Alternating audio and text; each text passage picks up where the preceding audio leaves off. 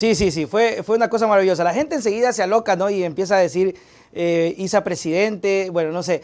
Solaine dice por acá, a mí no me gustó, dice Solaine, que la iglesia haya estado ahí, dice, porque no ayudó en las marchas, eso me parece hipocresía.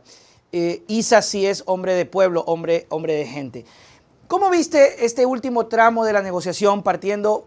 No sé si de pronto eso fue como el impulso final a decir, chutica, Isa supo manejar con liderazgo el tema, cuando el gobierno desconoce a Isa, y luego Isa llama al diálogo, y luego Isa va a la convocatoria, porque podía no ir, podía decir, ok, como me desconocieron, no voy, pero tuvo el apoyo de todos sus sectores y se presentó. El que no se presentó fue el presidente Guillermo Lasso, oye, que deja uno, creo que de los momentos más importantes y álgidos de su vida política, no sé hasta cuándo le quede, pero de este periodo, y no se presentó. Entonces es el presidente ausente. A ver, algunas cuestiones.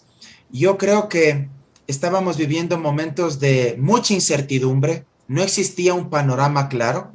Si retrotraemos apenas unos días hacia el fin de semana, creo que muchos teníamos profundo pesimismo sobre cómo se iba a solventar este conflicto. Y el pesimismo era notorio, sobre todo por la actitud del gobierno nacional, que se encargó de reprimir drásticamente, abiertamente a los manifestantes. Lo que sucedió el día viernes pasado, cuando se bombardeó, acabó de hablar el presidente Guillermo Lasso y automáticamente se vino la represión. Sí, Bombardearon eso los fue centros brutal. de paz y acogida, la Politécnica Salesiana, la Universidad Central, la Casa de la Cultura. Esos hechos, mira, creo que minaron el optimismo y la expectativa de que iba a existir un diálogo. Como resultado también de una actitud bastante beligerante de varios actores del gobierno. Yo al único que sí quiero destacar, y yo lo puse incluso en mi Twitter, es al ministro de Gobierno Francisco Jiménez. En buena hora él estuvo al frente del diálogo y de la negociación política, porque si es que esa responsabilidad Carrillo. estaba en manos del ministro del Interior Carrillo, del ministro de Defensa, Claro. del secretario de Inteligencia Fausto Cobo, o sea, yo no sé en qué habría terminado esto.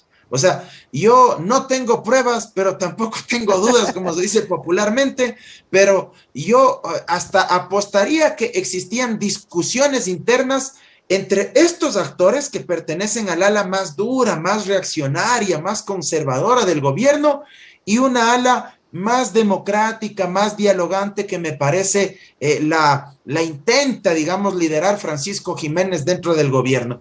Y seguramente eran discusiones muy tensas, porque los unos habrán dicho en reiteradas ocasiones, esto tiene que zanjarse a través de la fuerza bruta. Es decir, Claro. utilicemos los aparatos represivos del Estado, juguemos a la política del desgaste y en un momento determinado esto se acabará por la fuerza o a patadas, como se diría coloquialmente. Pero me parece que Jiménez ahí jugó un rol preponderante y supo llevar este conflicto a donde debía llevarse, no me cansaré de repetir, a una mesa de diálogo y que se zanje ahí políticamente el tema. Claro. Entonces creo que esto es importante también de decirlo.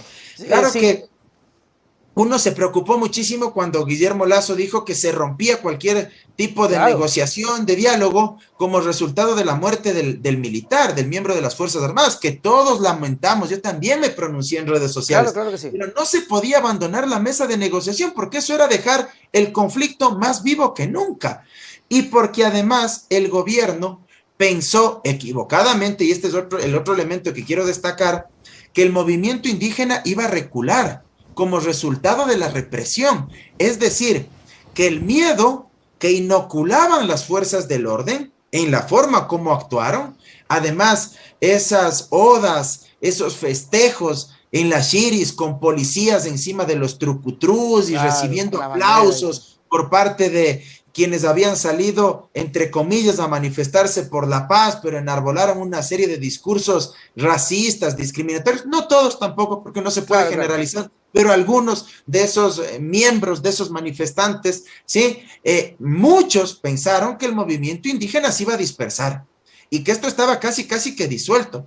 Pero aquí hay que valorar algo, la capacidad de organización y de resistencia del movimiento indígena es admirable, Sí, sí, sí. es encomiable. Realmente cuando muchas personas pensaban que esto quedaba disuelto vía represión, pues todos se equivocaron, el movimiento indígena volvió a rearticularse y nuevamente se cohesionaron, y ahí me parece es cuando el gobierno nacional dice no, no se van a dar por vencidos, no se van a cansar, tenemos que solventar esto políticamente, y se vuelven a sentar a hablar con el propio Leonidas Issa, a quien le habían desconocido como dirigente de la CONAIE y de las bases indígenas.